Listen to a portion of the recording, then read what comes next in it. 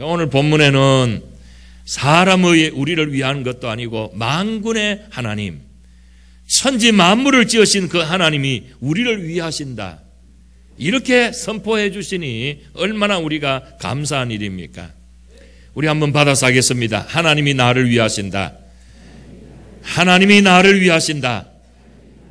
전능하신 하나님이 나를 위하시고 우리 편이 되시고 우리 민족의 편이 되시고 그 하나님이 우리의 안보를 지키신다면 누구도 대적할 자가 없다. 이 사실을 우리는 오늘 생각하면서 오늘 말씀을 우리가 함께 나누었으면 좋겠습니다. 여러분, 하나님이 나를 위하신다, 이 말 속에는 어떤 것이 있습니까? 제일 먼저는 하나님이 나를 생각하신다라는 뜻입니다. 여기서 위한다는 말은 편든다, 돕는다, 이런 뜻입니다. 하나님이 나를 생각하셔서 나를 도와주시고 편들어 주신다라고 하는 그런 이야기입니다. 하나님이 나를 생각하신다, 성경은 이렇게 이야기합니다. 여인이 어찌 그 젖먹이 아이를 잊어버리겠느냐? 그들은 혹시 잊을지라도 나는 너희를 잊지 아니하리니 내가 너희를 내 손바닥에 새겼다라고 이야기했습니다. 우리가 약속을 잊지 않기 위하여서 손바닥에 글을 씁니다. 그러나 글 쓰는 것은 잊어버리지만 새겼다고 그랬습니다. 새겼다는 것은 잊어버리지 않기 위함이라는 것이죠. 하나님은 늘 눈동자같이 우리를 보시고 지켜보시며 생각하고 계십니다. 창세기 19장 29절에 보니까 소돔과 고모라를 불심판으로 멸망하실 때 롯의 가족을 이끌어내어서 롯을 그 환란에서 명쾌하셨습니다. 그런데 말씀이 이렇게 되어 있어요. 하나님께서 아브라함을 생각하사 롯을 그 엎으시는 중에서 내어 보내셨더라. 소돔 고모라를 엎으시는 그 긴박한 환란 가운데서도 하나님은 기도하고 계시는 아브라함을 생각하사 그 조카 롯을 내보내셨다라고 하는 내용이 나옵니다. 창세기 30장 22절에 보니까 야곱이 사랑하는 라헬이 무자하여서 안타까워할 때에 하나님이 그에게 아들을 주셨는데 이렇게 기록되어 있습니다.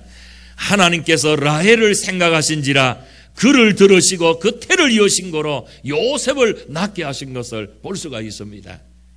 자녀를 주신 것도 하나님이 생각하셔서 그렇게 해주셨다는 겁니다.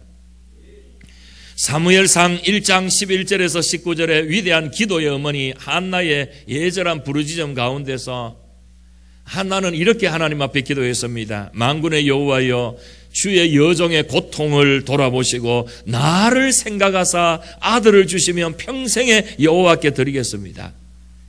정말 하나님께서는 한나의 기도를 들으시고 한나를 생각하셔서 그에게 아들을 주어서 하나님이 그의 이름을 높여주셨던 것을 기억합니다. 그러므로 하나님이 우리를 위하신다, 이 말은 하나님이 우리를 생각하신다.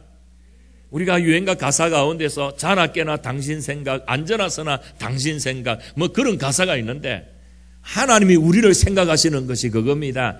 자나깨나 우리를 생각하시고 안전하서나 우리를 생각하시고 우리를 기억하신다는 것을 믿으시기 바랍니다. 그 다음에 하나님이 우리를 위하신다, 이 말의 의미는 무슨 뜻입니까? 하나님이 내 편이 되어주신다는 겁니다. 여러분, 처음 시집 왔을 때에 남편을 이렇게 만나게 됩니다. 근데 남편이 이름 그대로 가만히 보게 되었지만 중간에 글자 하나 넣으면 남의 편. 희한하게 옛날에는요, 어떤 문제가 있으면 남편이 이 아내의 편을 들어주는 게 아니고 정말 남의 편만 자꾸 드는 겁니다. 근데 이 정도 나이가 되어지 보면요, 여성들은 비로소 남편이 남의 편이 아니고 밑에 미음자를 빼버리고 나의 편, 이 정도 나이가 되어지면 이제 남편이 나의 편이구나, 이거를 알게 되어집니다. 근데 남의 편에서 나의 편이 된다는 그 시간까지 얼마나 많은 시간이 걸리는지 몰라요. 여러분, 하나님은 내 편이십니다. 하나님이 내 편이 되어주시면 대적자가 행동을 개시할 수가 없습니다. 시편 118편 6절에서 7절에 이렇게 이야기했습니다. 여호와는 내 편이시라 내게 두려움이 없나니 사람이 내게 어찌할꼬. 여호와께서 내 편이 되사 나를 돕는 자 중에 계시니 그러므로 나를 미워하는 자에게 보응하는 것을 내가 보리로다. 하나님이 나를 위하는 것은 대적의 무리가 수다할지라도 내 편이 되어오셔서 도우시고 지키시고 보호하여 주시고 인도하여 주신다라고 하는 말씀입니다. 시편 121편 1절에서 8절에 보니까 나의 도움이 어디서 올꼬 천지를 지으신 여호와에게서로다.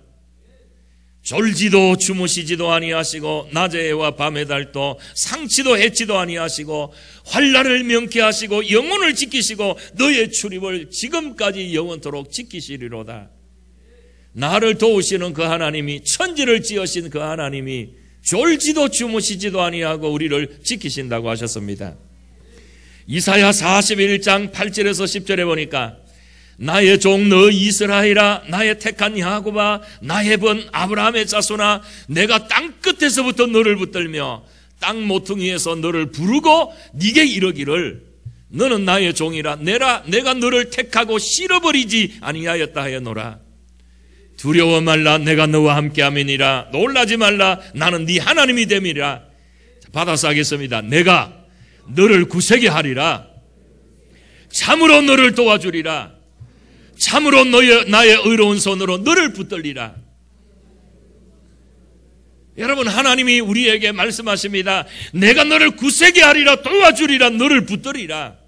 하나님이 내 편이 되신다는 말이 의미가 바로 그런 뜻입니다. 내가 너를 굳세게 하여 줄 것이고 도와줄 것이고 너를 붙들어 줄 것이다. 그러니 하나님이 우리를 위하시면 어떻게 됩니까? 여러분, 오늘 본문 가운데서 하나님이 내 편이 되어 주시면, 하나님이 우리를 위하시면 나타나게 되는 정상들이 있습니다. 자, 31절에 있는 말씀을 보니까 이렇게 기록되어 있어요. 그런즉 이 일에 대하여 우리가 무슨 말하리요? 만일 하나님이 우리를 위하시면 누가 우리를 대적하리요? 마틴 루터는 이 말을 역으로 이야기했습니다. 하나님이 우리를 대적하신다면 아무도 하나님 앞에 설 자가 없다는 겁니다.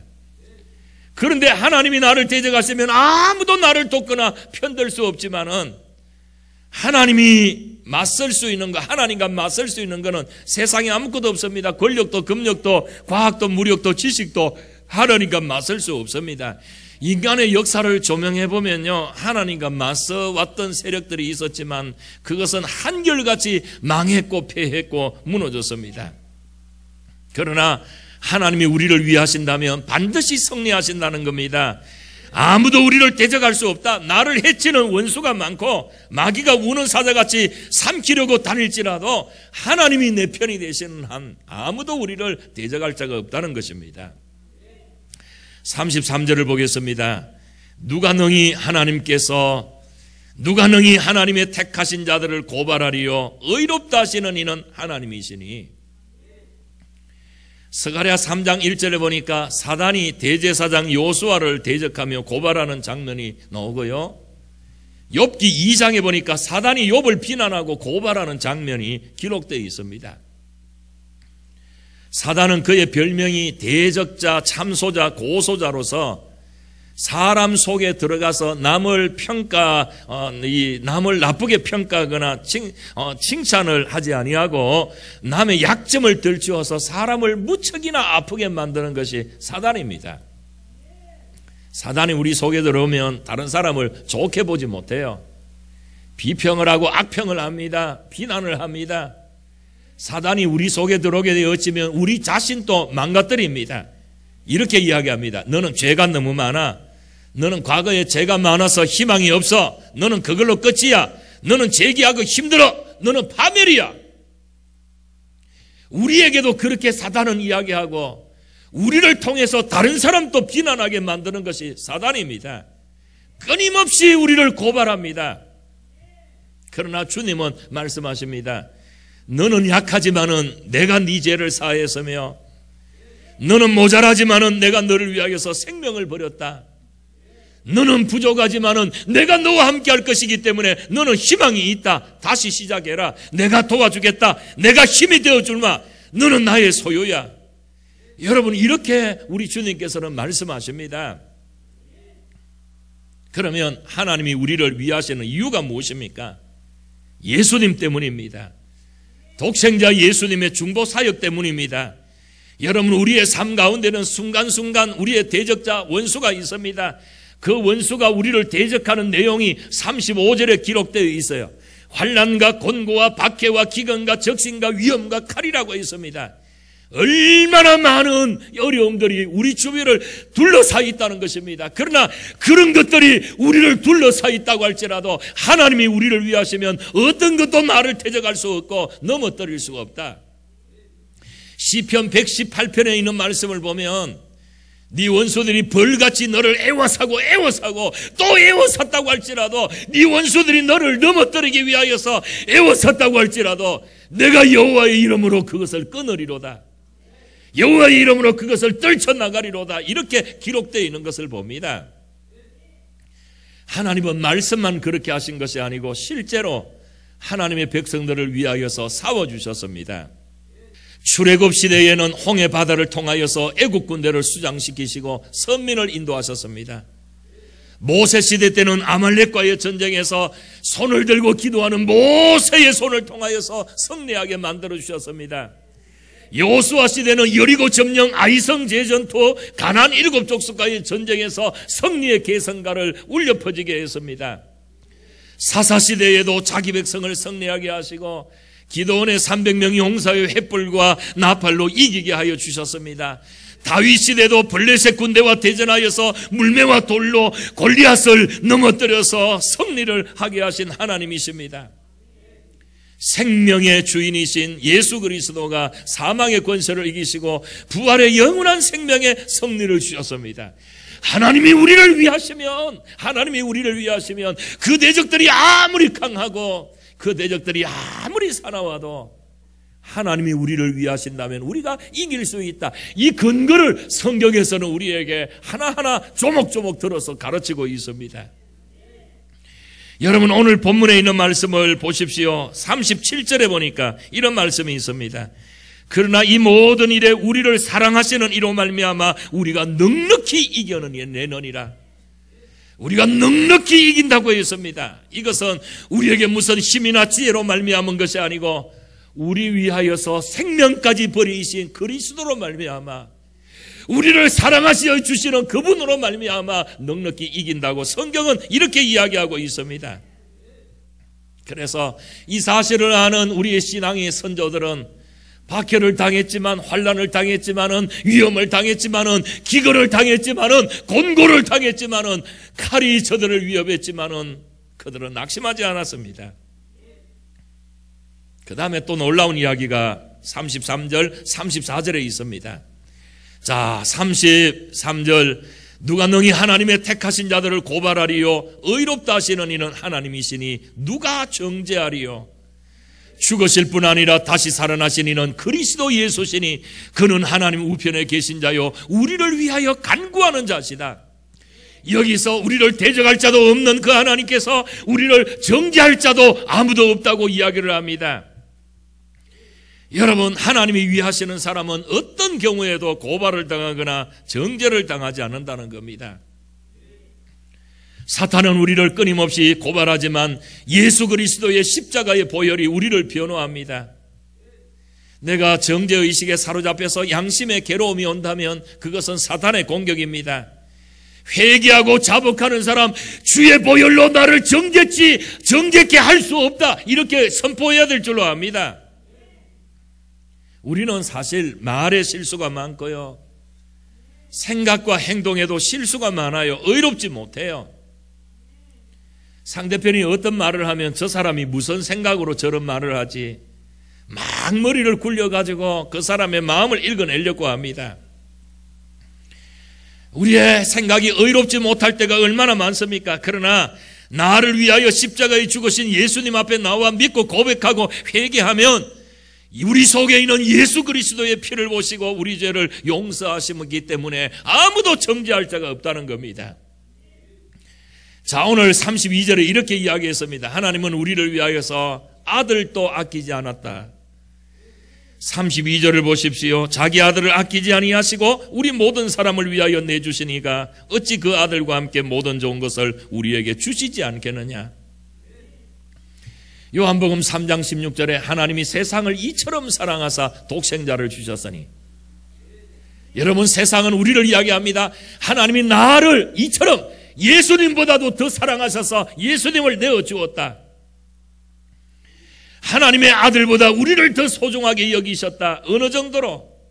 그 아들을 십자가에 내어주셔서 죽기까지. 여러분, 십자가에 달리신 예수님의 절규를 생각해 보십시오. 나의 하나님, 나의 하나님, 어찌하여 나를 버리시나이까? 절규합니다. 내 자식이 지금 십자가에 달려서 절규하는 그 모습을 들을 때 하나님의 마음이 얼마나 갈기갈기 찢어졌을까요?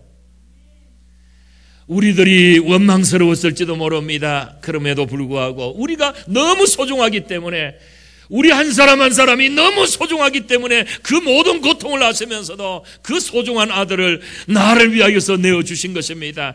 그것이 우리를 위하는 하나님의 마음입니다. 우리는 어떠한 상태에 있었습니까? 불신과 미움과 시기와 질투, 엄난과 방탕의 죄로 가득한 나를 위하여서 주님이 희생하셨습니다. 요한복음 15장 13절에 사람이 친구를 위하여 자기 목숨을 버리면 이보다 더 큰 사랑이 없나니, 하나님의 아들이 나를 친구로 자처하시고 나를 위하여서 죽으셨습니다. 내가 한 것은 아무것도 없는데, 내가 한 것이라고는 죄 지은 것밖에 없는데, 내가 한 것은 하나님이 하라는 일은 하지 않고 내가 좋아하는 일만 했는데, 그런 나를 위하여서 예수님을 보내셨습니다. 죄짓고 저주에 빠져있는 나를 참아보지 못하시고 그 아들을 우리를 위하여서 내어 보내주심으로 말미암아 여러분 십자가의 고통을 당하셨는데, 그것이 바로 나를 위한 것이었습니다. 하나님의 아들이 내가 빠져야 할 불구덩이에 대신 들어가셨고, 내가 죽어야 할 그런 십자가에 대신 못 박혀서 나를 위하여서 죽어주셨습니다. 그 하나님이, 예수님을 보내주신 그 하나님이 이제 예수님을 향하여서 뭐라고 하십니까? 34절에 보니까 누가 정죄하리요? 죽으실 뿐 아니라 다시 살아나신 이는 그리스도 예수시니 그는 하나님 우편에 계신 자요 우리를 위하여 간구하시는 자다. 여러분, 예수님 또 우리를 위하여서 지금 또 간구하신다는 겁니다. 내가 마음이 지쳐서 기도할 때에, 힘이 없을 때, 내가 말하기 어려운 문제 때문에 고통당할 때, 모든 대적이 나를 조롱하고 우리를 고통스럽게 만들 때, 주님은 나를 위하여서 기도하신다는 겁니다. 누군가 널 위하여 기도하네. 그 누군가가 예수님이십니다. 예수님 널 위하여 기도하네. 누가 우리를 위하여 기도하신다고요? 우리 위하여 목숨 버리신 예수님이 우리가 지치고 힘들 때에, 기도할 수 없을 때에 예수님은 우리를 위하여서 친히 간구하고 계신다는 것입니다. 그렇기 때문에 예수님은 지금도 우리를 위하여서 기도하고 계시기 때문에 어떤 일을 만나도 우리는 이길 수가 있습니다. 하나님이 우리를 위하시면 그 어떤 위험도 걱정이 없습니다. 자, 오늘 본문에 보니까 하나님이 우리를 위하시면 아무도 우리를 대적할 자가 없습니다. 아무도 우리를 정죄할 자가 없습니다. 그 아들을 아낌없이 주신 그 하나님은 지금도 예수님이 우리를 위하여서 기도하고 계신다. 얼마나 우리가 든든한 배경을 가졌습니까? 이런 배경을 가졌는데도 불구하고 아무도 내 편이 없어. 나는 너무 외로워. 아이고, 차라리 죽자. 얼마나 하나님을 아프게 만드는 행위입니까? 얼마나 하나님의 은혜를 망각하는 행위입니까? 나는 혼자야. 나는 너무 외로워. 나는 다시 일어설 수 없어. 그러나 하나님은 우리를 얼마나 소중히 여기신다는 것을 오늘 본문을 통해서 가르쳐주십니다. 우리는 하나님이 만든 걸작품입니다. 그리고 내 옆에 있는 사람도 함부로 비난하지 마세요. 그도 하나님의 걸작품입니다. 복음송에 보면 형제의 눈 속에 있는 하나님의 아름다움, 형제의 자매의 눈 속에 있는 하나님의 형상 아름다워라. 여러분, 정말 나를 위하여서 그 목숨 아끼지 아니하고 던져주신 그 하나님의 사랑을 오늘 우리가 볼 수 있기를 원합니다. 힘이 있는 사람이 내 편이 되어준다면 우리는 기적을 맛볼 수가 있습니다. 우리 이 시간에 짧은 영상을 하나 보겠습니다. 어린아이, 자기 동생이 지금 아파서 죽을 지경에 놓여 있는데 이 어린아이가 지금 어떻게 처신하는지 보시고 우리도 하나님의 기적을 만날 수 있기를 바랍니다. 영상을 한번 보겠습니다.